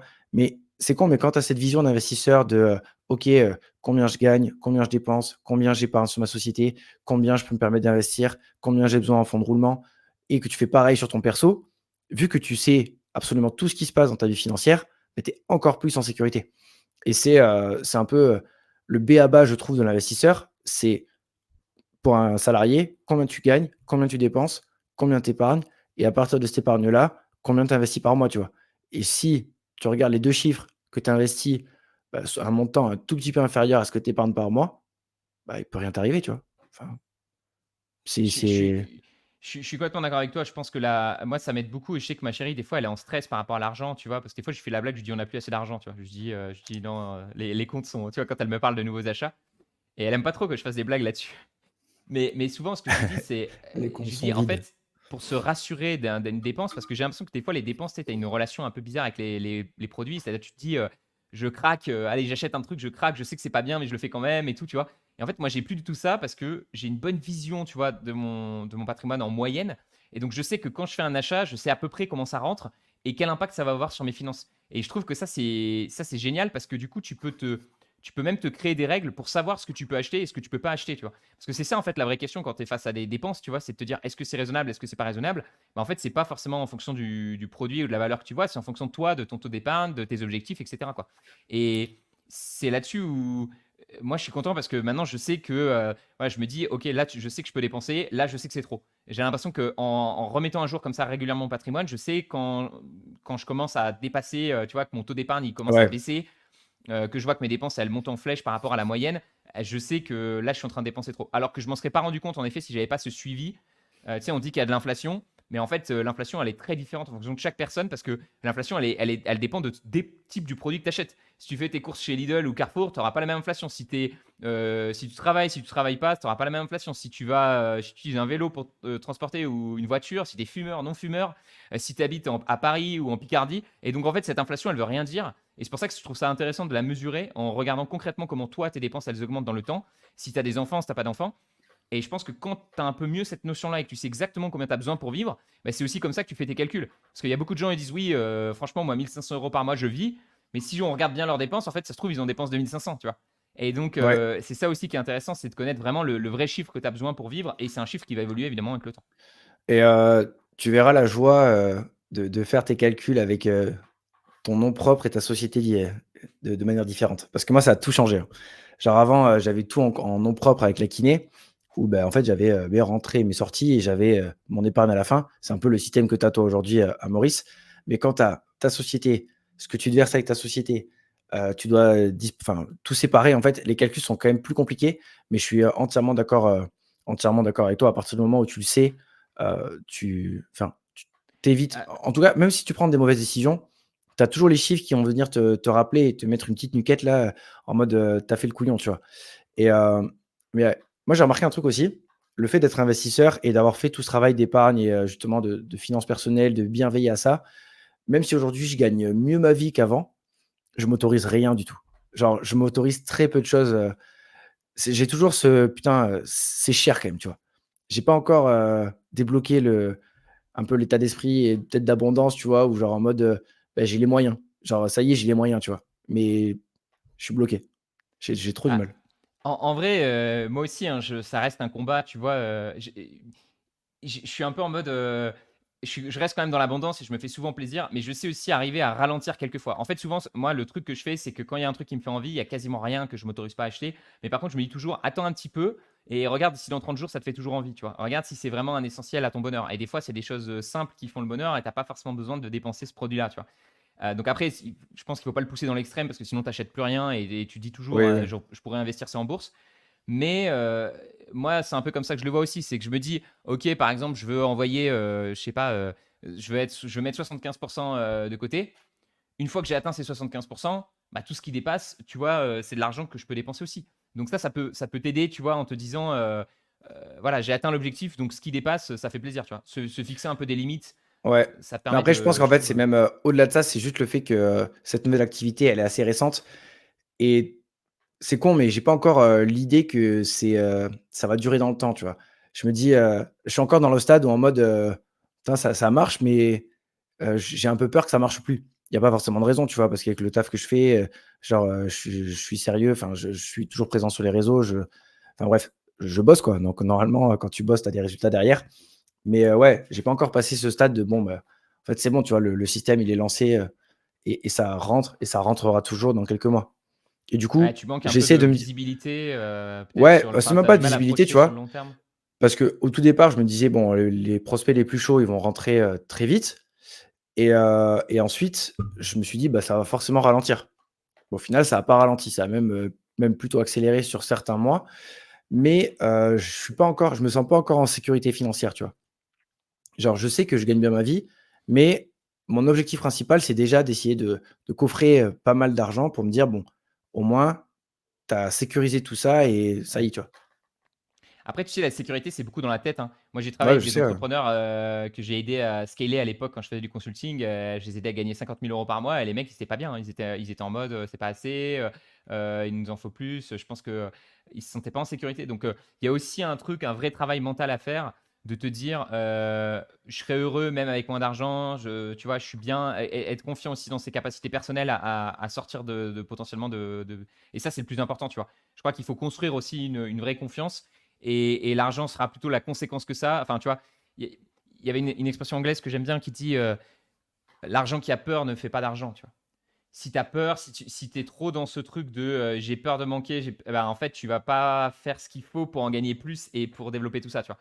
Donc c'est vrai que c'est un mindset. Mais je pense que tu vois, ça va Ouais, venir aussi avec les. Je suis d'accord. ça se développe, ouais. Il faut aussi être prudent et se dire, voilà, quand une activité elle démarre, tu sais jamais, ça peut monter très fort et ça peut redescendre très faible. C'est pour ça que moi j'aime bien construire d'ailleurs des activités, tu vois, qui montent progressivement, un peu comme les dividendes, parce que du coup ça te rassure et tu sais, tu construis le truc. Tu vas peut-être pas le plus vite, mais par contre tu augmentes un petit peu de manière stable chaque année. Tu t'es quand C'est, même fait un petit plaisir là, à New York. Il y a quand même ouais, New un peu York, d'argent ouais. qui va partir. Ah oui, là-bas, oui, parce que tout coûte cher. Et on a pris des billets pour l'US Open aussi, là. Oh Ça va être là très cool. là! Ouais, Mon troisième club, il y a tour. des mecs, je peux dire que les Fire, les mecs du mouvement Fire, ils vont pas à l'US Open, hein. Non, j'étais au Grand Prix de Silverstone aussi, il y a quelques jours, là. Allez! Et le mec, il nous dit qu'il dépense Mais, rien, quoi. mais c'était un cadeau de Marie, donc ça compte pas. Tu vois, c'est pas Ah moi bah qui ai oui, ça, dépensé. ça compte pas, c'est pas toi qui as Mais, dépensé. ouais, tu vois, il faut que. Après, bon, ça c'est. Tu vois, avec le montage des sociétés, là, on en parlait un petit peu en off avant, mais une fois que tout ça est calé, en fait, aujourd'hui, je me verse même pas de rémunération. Donc, en fait, j'ai l'impression que l'argent qui rentre n'est pas vraiment à moi parce que je peux pas vraiment m'en servir. Et enfin Ouais. bref, c'est un peu la galère. Donc, je pense qu'une fois que tout sera ça fixé, que je sais que tous les mois, je me verse un salaire de temps et que c'est récurrent, tu vois, je pense que déjà, ça va ajouter un peu ouais, d'huile dans le système. Mais en fait, moi, j'ai quand même une bonne séparation parce que je sais qu'on en avait débattu ensemble. Toi, avant, justement, tu avais un fichier sheet où tu suivais tout mélangé. Mmh. Et moi, je t'avais dit non, non, moi, j'ai toujours eu une séparation entre pro et perso, notamment parce qu'en pro, j'ai reverse un pourcentage des bénéfices aux gens qui bossent avec moi. Donc, il faut bien que je sépare les différents types de dépenses. Mais en effet, la grosse différence, c'est que moi, c'est à Maurice, je peux me verser ce que je veux. Il n'y a pas de. Voilà, il n'y a pas comme toi un système. Tu sais, c'est juste un impôt qui est prélevé, mais je peux me Mmh. verser les salaires que je veux au moment que je veux, quoi. Et donc, en effet, vu que c'est un format un petit peu différent, je pense que quand je vais rentrer en France, je vais devoir être encore plus minutieux sur OK, combien je me verse par mois en moyenne pour pas que ça finisse par faire trop, combien je garde sur la société. Donc, c'est vrai qu'il y a des vraies Il y a des réflexions. enjeux Et même, différents, ouais. il y a des enjeux différents. Et même là, tu vois, on parlait du couple. Moi, pendant longtemps, en fait, je faisais comme si ma chérie, elle gagnait pas d'argent parce qu'elle était étudiante. Et donc, en fait, c'est moi qui finançais un peu le train de vie. Je payais un peu plus qu'elle. Et maintenant qu'elle gagne, ça y est, elle travaille en tant que médecin et à la limite, elle va gagner autant que moi, voire peut-être plus à des moments, tu vois. Surtout si tu prends en compte les impôts en France. Bah, tout d'un coup, c'est une autre manière aussi de réfléchir parce que tout d'un coup, tu penses à l'épargne du couple, comment tu répartis tout ça. Et ouais, ça évolue beaucoup. Donc, je pense que c'est pour ça que c'est important de traquer et de suivre parce que tout d'un coup, un montant de dépenses qui était délirant à un moment peut devenir raisonnable à un autre. Et je pense qu'il faut arriver à planifier tout ça correctement. Ouais, je pense qu'il faut réfléchir en pourcentage et non pas en valeur, en valeur fixe. Parce que, par exemple, une dépense de 1 000 €, si ça représente, je sais pas moi, 0,2 de ton patrimoine, bon, ben, en fait, c'est une dépense qui va avoir un impact négligeable sur tes finances. Alors que 1 000 €, si tu as un patrimoine de 10 000 €, ça fait 10. C'est quand même, une dépense qui est très élevée. Et en fait, bah, Yann Darwin qui parlait de ça il y a très longtemps, je me rappelle, de ce truc-là, mais il avait dit, tous les mecs là qui, commencent à gagner un peu leur vie et qui achètent, de suite la méga bagnole et cetera et qu'en fait la bagnole, elle prend, quasiment 50 du patrimoine parce qu'ils ont tout foutu dedans.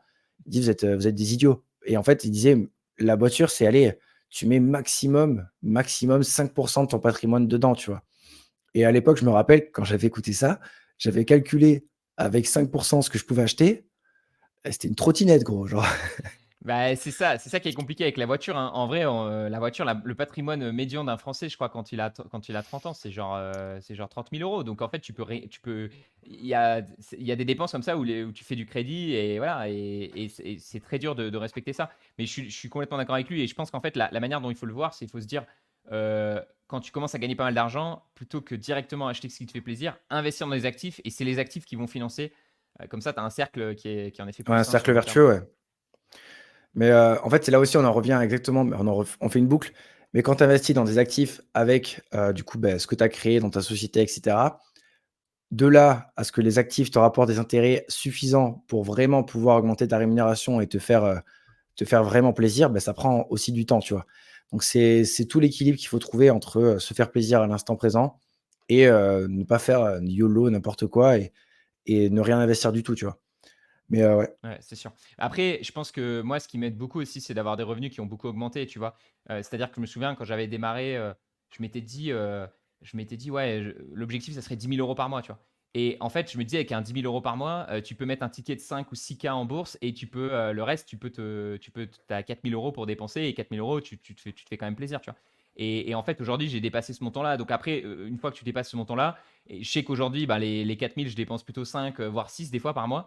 Mais du coup, c'est vrai que d'avoir de l'espace, tu vois, c'est ça aussi qui fait toute la différence. Donc c'est aussi toujours pareil, se concentrer sur le fait de gagner plus de revenus, qui permet, je pense, de pas trop stresser et de pouvoir dépenser plus dans sa vie courante, quoi. Bah, c'est la base, hein. De toute façon, je pense qu'on l'a répété un paquet de fois dans le podcast et sur tous nos contenus, c'est que un des gros leviers, le plus gros levier que tu peux avoir, c'est le capital investi, hein. Le temps et le capital investi. Nous, tu vois, on travaille beaucoup sur, justement, bah, le choix, l'optimisation de la performance qui a un impact énorme également. Mais si tu as une performance de 2 supérieure, si tu investis 100 € par mois et que tu as 2 de performance moyenne supérieure par rapport à quelqu'un qui investit 1 000 € par mois, que toi tu fais 10 et lui fait 8, bah, en fait, le résultat, du mec qui investit 1 000 € par mois, sera quand toujours plus intéressant, tu vois? Donc, Après, attention parce que tout dépend en fait l'âge, tu vois? C'est-à-dire oui, qu'il y a bien quand même sûr. des études qui montrent que, même si par exemple, tu démarres à 30 ans et qu'il y a un mec qui a démarré à 20 ans, le mec à 30 ans, il peut mettre 2 fois plus Mmh. de capital, il finira quand même avec moins que celui qui a démarré à 20 ans. Donc, les intérêts en fait, c'est ça, c'est-à-dire que nous, ce qu'on apprend, c'est plus sur du long terme, alors que augmenter son revenu, c'est plus sur du court terme, tu vois? Que ça va vraiment faire la différence. Mais sur le long terme, tu quand même ce truc qui fait que même avec des petites sommes et tout, ça peut représenter quelque chose de conséquent. Et du coup, pour terminer là-dessus, on peut peut-être faire un petit récap, tu vois, mon Clem, là, de ce qu'on a dit. Moi, je vous invite, Yes. on mettra le lien juste en dessous. N'hésitez pas à tester ici combien vous pourriez gagner uniquement avec les dividendes. Vous allez voir que ça peut être un peu chaud. Mais là où ce qui est intéressant, c'est que vous pouvez jouer du coup sur le montant, donc pas le montant de base, mais le montant de votre épargne mensuelle. Vous pouvez voir ce que ça donne avec 300. On est parti sur le 300 qui est la moyenne française. Mais vous pouvez vous dire, allez, si j'arrive à mettre 500, qu'est-ce que ça donne? Et si j'arrive à mettre 1000, qu'est-ce que ça donne? Et forcément, bah, les scores vont devenir plus intéressants. Et là, si vous gardez, par exemple, vous arrivez à mettre 1000 et que vous avez toujours cet objectif de 1649 euros, vous voyez que vous l'atteignez au bout de 30 ans, alors que dans les précédents exemples, on était au bout de 43 ans. Donc on voit que ça peut s'accélérer. Et à nouveau, ici, on l'a dit, c'est que les dividendes. Donc derrière, vous pouvez passer sur ce calculateur si vous souhaitez voir ce que ça peut donner si vous commencez à retirer de l'argent en termes de retrait avec des ventes. Vous pouvez afficher donc 30 ans, voilà, vous pouvez aussi repousser vos retraits au bout de 10 ans. Vous pouvez tester ce qu'on a vu, donc les montants total investis ou la valeur du compte. Et vous allez voir qu'il y a quand même moyen de se générer des revenus assez Mais, intéressants si vous commencez va tôt et que vous avez l'habitude de mettre pas mal d'argent, quoi. vas-y, reva sur le fichier, juste pour faire une simulation de mon cas personnel, on va rigoler. Là, Allez, aujourd'hui, vas-y. je suis à 82 000 € investis, déjà de Alors, quel base. âge as-tu, mon Clem? J'ai 30? 29 ans, 29 ans. 29. Ah, le jeune. Et ouais, le Euh, genou. montant déjà Quatre investi, tu m'as dit? 82, j'investis 400 € par mois à peu près et du coup, mon rendement actuel, du coup, Euh, il ouais, faudrait? ouais, rendement net. Bon, après, on peut partir sur 1% parce que Ouais, ça mais arrive. Je pense je que crois ça. que je suis à 1,3 % de rendement. Attends, je Ouais, vais te donc ça dire, va faire, très rapidement, tu vois, en termes de 1,35. donc 1,35, il faut enlever la flat tax à 0,7, donc on va être à 0,9. Ouais, allez, on va 94,5, Et je suis donc une à virgule. 11 % de croissance hors inflation. Hors inflation, donc on part sur une inflation à 3. On a dit que ça te faisait Bon, descendre ça fait 10 à quoi. 19,8 et ça te refait monter à. Ouais, on va rester sur 10. Euh, parfait. Et donc là, Et actuellement, ouais, il me faudrait 2 500 balles par mois pour couvrir, mes crédits, mes charges, ce que je dépense tous les allez, mois. allez. Donc 2500 euros, donc un peu plus que ce qu'on avait mis là. À ton avis, combien de temps il faut? Il faut 32 Tac, ans. tac, tac, tac, tac, tac. Allez, 32, on descend. Pas 32, loin, tu es à 2000 euros par mois. Ouais, presque, hein. Et tu vois, c'est à partir de 34 que tu es à 2400 et 35, tu es à 2600 là. Donc 34 ans. et là, il va falloir que j'investisse un petit peu plus en bourse. Mais là, Après, ça me c'est vrai que frustre. ton épargne mensuelle, elle me semble vachement faible par rapport à ton montant total investi, quoi. Non? 400 euros. Bah, en fait, ouais, mais en fait, c'est tout le problème que j'ai actuellement. C'est qu'en fait, pendant que j'étais kiné, bah, je gagnais correctement ma vie et tout était en nom propre, donc je pouvais investir une grosse partie. Mais aujourd'hui, vu que je me verse absolument aucune rémunération avec ma société et que c'est le bordel, bah, en fait, en nom propre, là, j'investis quasiment plus rien. Mais par contre, quand je vais pouvoir investir en société, bah, je vais pouvoir investir beaucoup plus. C'est ça. Donc, c'est ça qu'il faut prendre en compte. Tu penses que tu vas passer de combien à combien? Là, tu es à 400 euros par mois. Tu penses que tu vas passer à combien une fois que tu rajoutes la société? Bah, déjà là, j'ai quasiment 80 000 balles de trésor sur la société, donc je pourrais investir, je pense que je vais pouvoir investir 3 000 balles par mois pendant quelques temps, hein. Ouais, donc après, tu peux le diviser pour que ça te fasse une moyenne, mais même Ouais, si tu voilà, mais passes ne serait-ce qu'à 1500 par mois, par exemple, là, tu vois que ton objectif de 2500, je pense qu'il s'atteint beaucoup plus vite, hein. On est à 27 ans, 28 ans. Et à nouveau, là, on prend en compte que les dividendes. Donc, ce qui peut être intéressant aussi, c'est de faire le même calcul ici. Donc, on a dit combien? 82 000. 82 000, ouais. Montant ajouté, on a dit, allez, on va dire 1000 euros par Ouais, mois. 1000 balles. Tu veux retirer à partir de combien de temps? Allez, on va dire 40 ans, donc dans 10 ans pour voir. Dans 10 ans. Et tu veux contribuer pendant combien de temps ces 1000 euros par mois? Euh, Ah, c'est ça. C'est Bah, ça qui est 20 dur. ans, mai 20 ans. Allez, donc pendant 20 ans, tu veux. Ok. On affiche 30 ans parce que ça te fait quoi? Ça te ferait 60. On peut même afficher 40 ans si tu veux. Ouais, ça ferait Euh, 70, ouais. ouais, comme ça, c'est encore un peu mieux. Et voilà. Et du coup, je regarde s'il y a autre chose. Non, je pense que c'est bon. Euh, et donc là, on va tout mettre sur montant total investi, comme ça on aura le truc. On le met en optimisation automatique. Et donc tu vois que là, si tu fais la performance du marché, tu vas te retirer 1,2 million. Si tu fais la performance Trident, 1,7 million. Et si tu fais les actions, 569 000. Et tu vois le montant qui te reste à chaque fois. Donc à chaque fois, il te reste 600 000 euros sur le compte. Et là, la 10e année, tu vois, tu te retires par contre 816. Donc tu démarres plus faible, quoi. Ouais, Par contre, tu vois que ça augmente ça accélère plus progressivement rapidement, ouais. et que au bout de la 20e Mais année, tu vois, c'est quand même long, hein. Genre, même, c'est là que ça peut être très attends, je te mets frustrant les pour. actions Trident. Regarde, hop. Ouais, Si tu fais 2% de surperformance, tout d'un coup, ça va encore plus vite parce que tu démarres à 1200 et tu es à 2300 au bout de la 16e année. Mais à nouveau, hein, tu peux décider de te reverser plus parce que là, on a mis, tu vois, on a mis comment dire, le système avec un taux de retrait de 7,5 et 5% de croissance.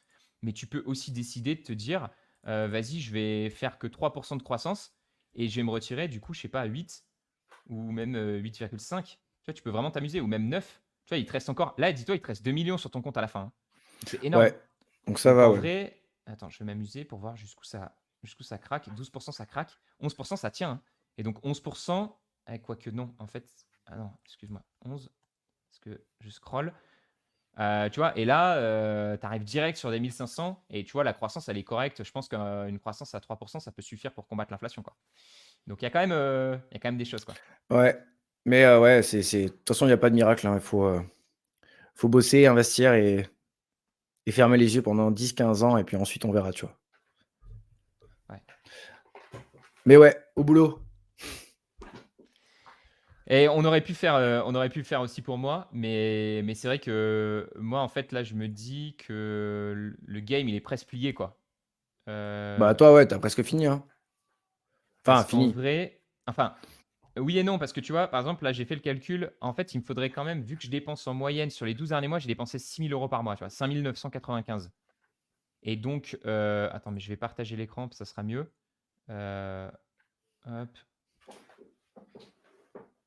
Et donc, en fait, tu vois que ici, tu vois que mon objectif d'indépendance financière, du coup, je prends ce chiffre-là, donc à nouveau que je calcule ici la moyenne de 12 mois, il me faudrait 1,7 million. Et actuellement, sur Interactive Broker, j'ai 700 000. Donc en tout, j'ai un peu plus que ça parce qu'en patrimoine, je suis à 900. Mais j'ai 700 000 sur Interactive Broker, quoi, en investi, quoi. Et du coup, euh, en gros, avec ce 700 000 euros, je pourrais me tirer environ 2 000 euros de revenus passifs. Donc c'est bien, mais en effet, aujourd'hui, je dépense plus que ça. Donc la vraie liberté financière, ça serait normalement d'atteindre 6 000 euros. Mais pour moi, je suis déjà libre financièrement dans le sens où si je voulais, là, je dépense 6 000 parce que je me fais plaisir et que j'ai un excès de capital, tu vois. Mais si je voulais, je Ouais. pourrais, je pense, réduire ça. Puis nous, enfin, déjà, je pense qu'on a un peu, la première étape de la liberté financière, c'est qu'on est déjà indépendant financièrement, on gagne bien notre vie, on travaille pour nous, il y a personne qui nous fait chier et déjà, pour moi, c'est la première étape, tu vois? Déjà, c'est beaucoup plus de liberté que la majorité des personnes et après effectivement, tu as le next step, la liberté financière à 100. Mais je pense que, enfin, je te connais et je me connais aussi, même quand on y sera, je pense qu'on continuera à faire des choses parce qu'on n'est pas trop du genre à rester canapé, à rien faire en se disant: «Ouais super, je touche, mes dividendes et mes rentes», je pense pas que Non, ce soit non, c'est le sûr. le le game plan, tu vois? C'est Mais sûr. ouais, C'est plus, quand tu c'est as plus pouvoir se faire plaisir, tu vois, moins se mettre de stress par rapport à l'argent dans sa vie, pouvoir, ouais, pouvoir kiffer. Moi, j'aime bien, tu vois, pour simplifier les niveaux, j'aime bien les trois niveaux, j'en parle souvent, tu sais, c'est les premiers 10 000 euros, les premiers 100 000 euros et le premier Mmh. million. Et en fait, si tu as 10 000 euros, c'est environ 30 euros par mois de revenu passif. Si tu as 100 000, c'est 300 euros par mois de revenu passif. Et si tu as 1 million, c'est 3 000 euros par mois de revenu passif. Et donc, l'objectif, je pense, c'est d'atteindre le million.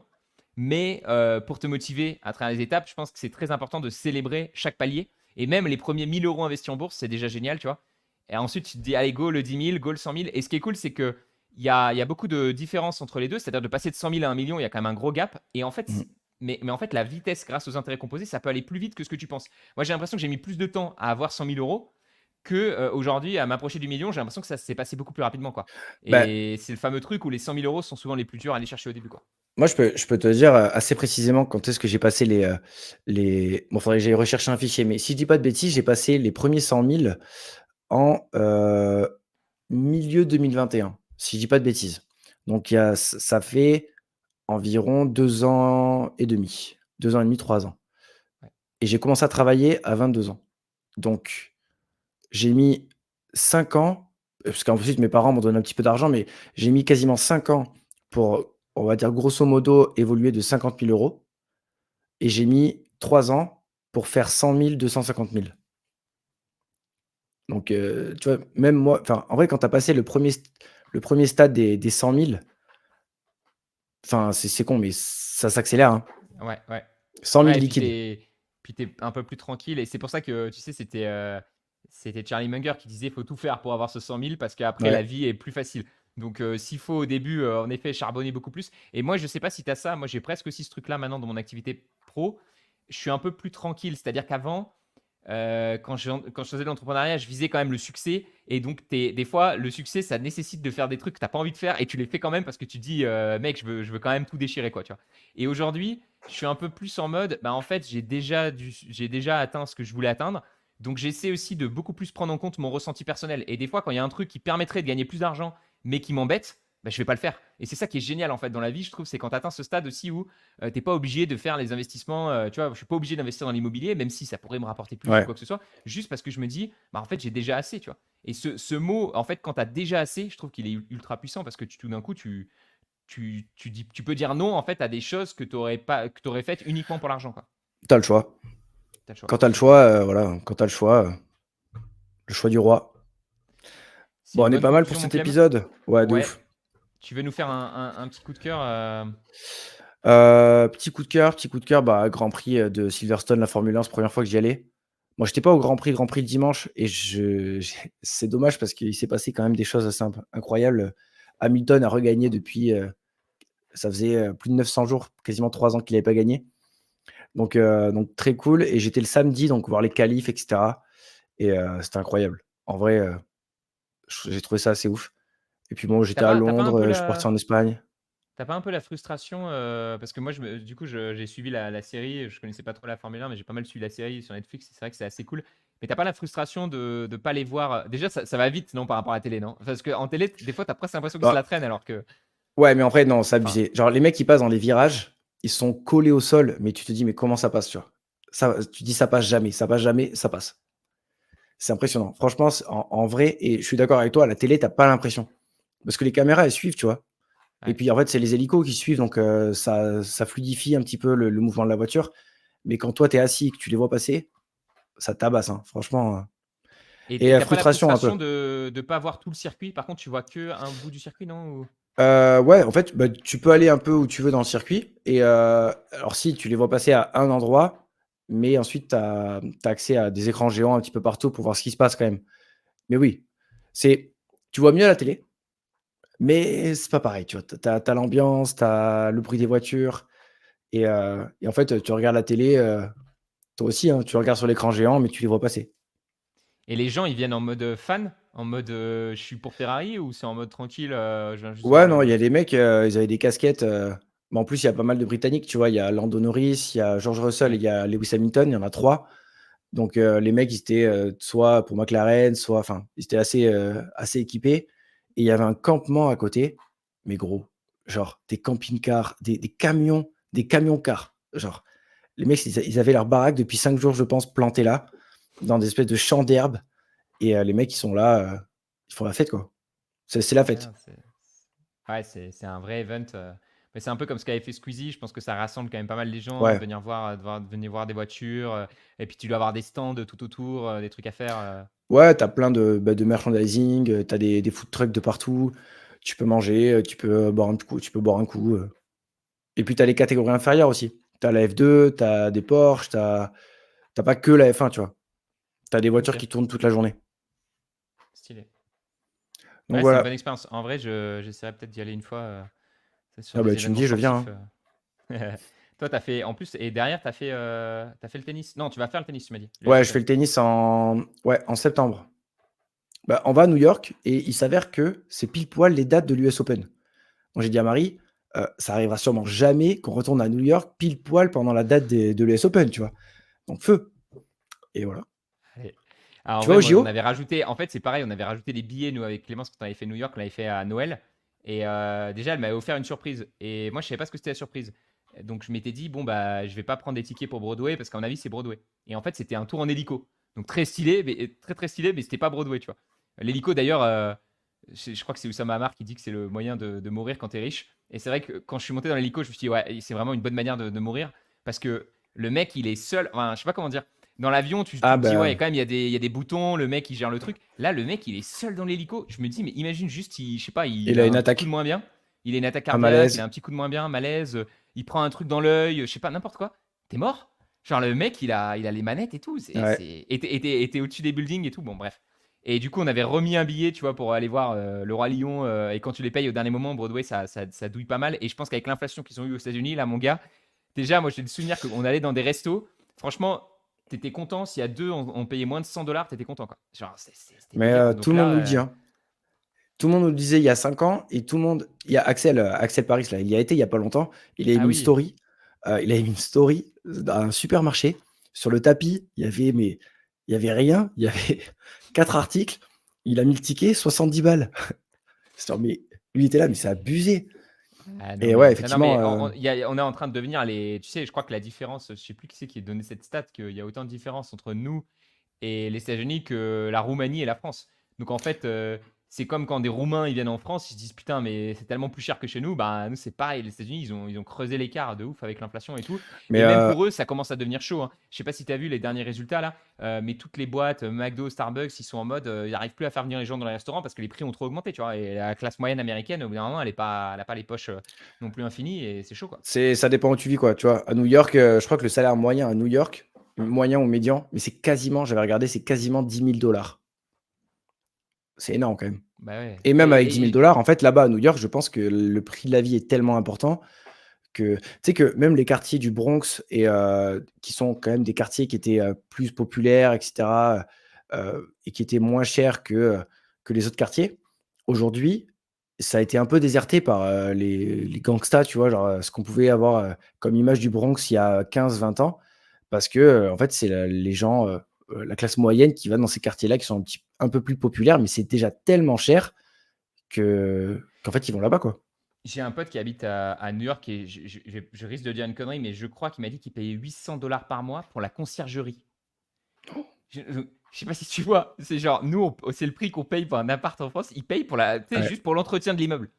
Genre, donc sans compter son loyer, tu vois, et derrière le loyer, il Ouais, doit être à ouais. 2000 ou un truc comme ça, tu vois. Et genre, tu te dis, mais ouais, non, mais du coup, c'est du C'est délire. délirant. Après, c'est stylé d'y aller pour les vacances, mais c'est vrai que tu vas voir, ça va être difficile d'être dans 100% dans l'abondance. Je pense que tu vas quand même On va devoir restreindre restreindre un un petit peu. peu. Il y a moyen. Mais bon, Je c'est vais stylé. passer le voyage sur la boîte, je vais aller faire une photo avec le taureau là et lui toucher Ah les oui, ah bah roussons oui, évidemment. et comme ça Donc, passe, en voyage professionnel. bah oui, évidemment. Et photo de profil sur YouTube, quoi, tu vois. Ah bah oui, Genre, vidéo, un vlog. on t'appellera Vlog à Clément Central Cool. Park. Ouais. Ouais, c'est ça. Bon et toi, le petit Et coup de cœur? ouais, petit coup de cœur. Bah écoute, nous on part pas en Amérique, mais on refait pour la troisième fois du van. Donc coup de cœur pour le van. Franchement, la première fois, j'étais pas convaincu. Je me disais, ah, ça va peut-être pas trop me plaire. Et en fait, je kiffe. J'aime beaucoup parce que je trouve que tu as plus de flexibilité des fois que dans les voyages classiques avec des hôtels et tout. Donc j'aime beaucoup. C'est un peu cher à la location, notamment si tu prends un bon van, mais ça dépend si tu t'y prends un peu à l'avance et tout. Donc, on s'y a pris un peu tard. Mais expérience très stylée. Tu découvres des coins un peu plus nature, des coins un peu en dehors des sentiers battus, quoi. Donc j'aime beaucoup. Et là, on a décidé de. Donc, on avait fait l'Italie, on a fait l'Allemagne, et là, on monte Belgique et Pays-Bas. Donc, franchement, et on part bah, là demain, quoi. Tu vois. Demain, on prend le train on va à Bruxelles. J'ai jamais vu Bruxelles. Donc, je vais voir la Belgique, je vais découvrir la Belgique. Et on fait un peu le tour en van et tout. Donc, ça va être stylé. Trop Franchement, bien. hâte de Faut qu'on voir. le refasse ça.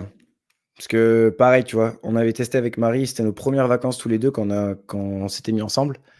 Et très chouette. Franchement, le van, c'était l'été. Quand tu ouvres, c'était un California, tu sais, tu ouvres le truc électrique, là, Ouais, t'as la ouais. petite brise. Ah, c'est trop bien. Franchement, Franchement, et tu te poses. Moi, je me souviens que la toute première expérience en van, on s'était arrêté au lac de Com. Je sais pas si tu vois, ouais.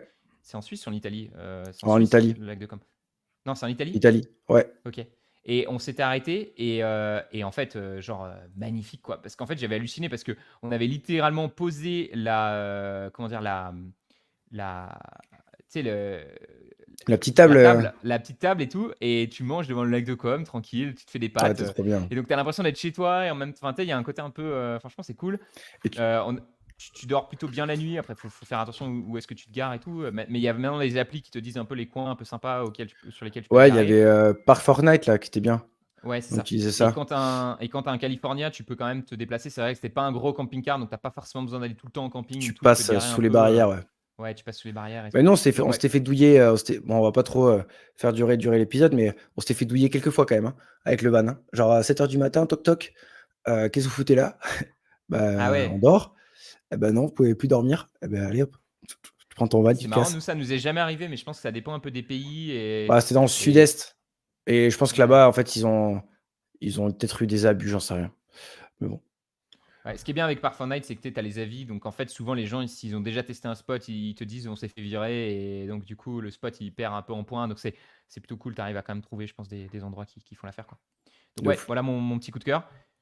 Merci les amis pour cet épisode, c'était chouette. Vous nous direz si vous avez des questions par rapport au fait de vivre des dividendes ou des plus-values. Moi, je pense que je ferai une vidéo YouTube un peu plus récapitulative là-dessus parce que c'est vrai que c'est un sujet large et il y a plein de cas différents. On n'a pas parlé aussi de ton cas à toi, mon Clem, sur le pro. En intro, tu me disais que toi, tu voulais te tenter peut-être plus l'aventure des SCPI et tout. Donc ça pourrait être intéressant de En voir aussi. en complément, ouais. Est-ce qu'il y a Parce d'autres qu'en fait, classes d'actifs qui peuvent... ouais, qui peuvent, aider à avoir une rente passive. carrément. Parce que, comme on l'a dit, c'est un peu le Graal, tu vois? Quand tu arrives à avoir un revenu passif qui est, suffisant, c'est top. Mais Ouais. les SCPI, c'est aussi faire une croix sur, une performance, que tu peux avoir avec des actions. Donc c'est un sujet intéressant à Et creuser. est-ce que la revente, est-ce que c'est des revenus passifs? En fait, c'est ça aussi la question. C'est-à-dire, est-ce que la revente, tu peux considérer que c'est passif parce qu'en soi, à part passer un ordre de vente, ça suffit, mais c'est pas trop passif dans le sens où il faut faire des arbitrages et donc mentalement, ça peut peser. Et c'est pour ça que je pense qu'il faut avoir Quelle vraiment action? une stratégie, quelle action, il faut avoir une stratégie très Ouais. définie à l'avance pour ton retrait, pas te prendre la tête, avoir un truc très, très clair. Mmh. Comme ça, tu rends le truc le plus passif possible alors qu'à la base, bah, tu as un peu d'action à faire, quoi, concrètement. De ouf.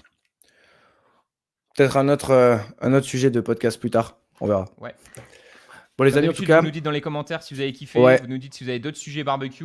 Profitez bien de l'été, on se retrouve plutôt en septembre, je pense, à la on va rentrée. essayer de ouais, bon là pour le coup, mea culpa, c'est ma faute, mais j'ai des trucs, prévus, des mariages, des vacances, les week-ends. C'est un peu compliqué, donc on va essayer de trouver du temps cet été si on arrive à se caler, mais sinon, en septembre. En tous les cas, Yes. vous inquiétez pas, on revient.